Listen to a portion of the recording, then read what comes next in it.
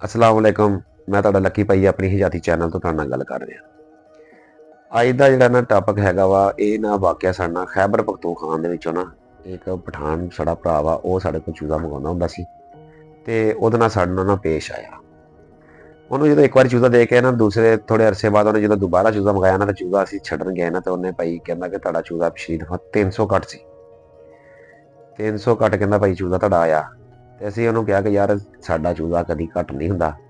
दूसरे नंबर ते यह है कभी हैचरी वाले कभी भी चूज़ा ना घट नहीं कहते अक्सर 2-4 पीस वध सकते हैं कभी घट नहीं सकते। उन्हें कहा नहीं जी नहीं मेरा चूज़ा घट ही है। असी उन्होंने कहा कि यार उन्हें फोन पर भी सूँ पहले ये लामा दिता ना असी बाकी जड़ियाँ चूज़ा देना सी दे के एंड से उहदे कोल पहुंचे ताकि वो तसली कराने पैनी सन। जो उहदे कोल पहुंचे उन्होंने जाके असीं कहा कि चल बई अपना भैया चूज़ा गिनती कर लगा ना तो कहना मैं उन्होंने मना किया मैं कहा कि भाई चूज़ा पहले मैं गिनती करना। भाई गौहर भी उत्थे सी कहंदा चलो यार कि जिद्दां मुंडा कहंदा कर लो। मैं कहा पहले चूज़ा मैं गिनती करना अगर वध होया मैं कढ लेना वा घट होया तो मैं पूरा करके दूंगा। वो कहंदा चलो ठीक है साडे नाल गिनती शुरू हो गई। चूज़ा ना पूरा आई जा रहा सी। आखिर किसी दे विचों एक वध गया किसी च 2 वध गए करदे कराउंदे नाल 16-17 पीस ना वध गए। हुण खान कहंदा यार कि ना ये जिहड़ा ना सानू ना चूज़े वाले वध दे। मैं कहा बई ये तेरे नहीं है तेनों असीं गिनती कली कली करके दी है ये हुण साडे है चूज़े असीं ये तेनों नहीं देने। करदे कराउंदे कि वो जो भी असीं वो तो देने ही सीगे असीं तो किहड़ा वो गड्डी विच इन्ना 10-12 चूज़े वापस लैके आउणे सी देने ही पैंदे हुंदे आ।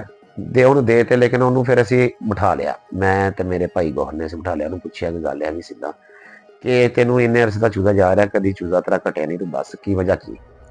उहने कहा यार मेरा पिछली बारी 300 चूज़ा घट गया कि मैं मरे की गिनती की जो भी है सारे जो वेचे जिदा जिदा मेरा 300 चूज़ा घटिया तद मैं तसली की है। मैं कहा यार तसली तो साड़ी भी होंगी है करते कराते पुछ किश की ना वो पता लगा कि इन्हों के ना एक बंदा होर आन लग पाया। पहले 2 भरा करते सी एक तीसरा होर आ गया उन्होंने असीं सीधा किया फिर मैं तो सीधा ही साफ वाज़िया कहता मैं कहा वीर सुनिया कि जिन्नी देर तुसीं 2 भरा काम करते सी ना तुहाडे कभी खाना दोनों के ना कभी मसला नहीं आया तुहाडा चूज़ा कभी घटिया नहीं।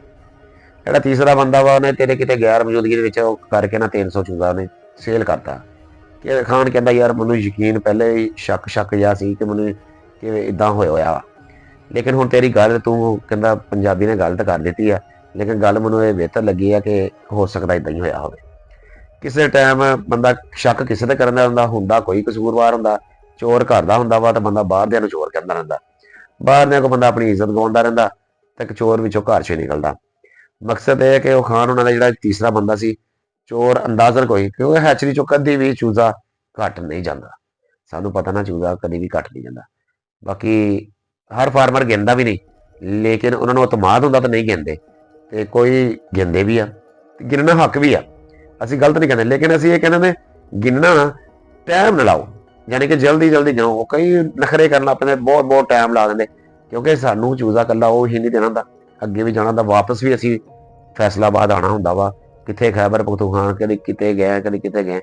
कई फार्मर देर बहुत लाउंदे असी उन्होंने अक्सर कहते यार जल्दी कर लो गिनना तुहाडा हक वा फर्ज है लेकिन जो चले गए फिर असी गिनती के जिम्मेदार नहीं साडे खड़े आ जिदा मर्जी करो।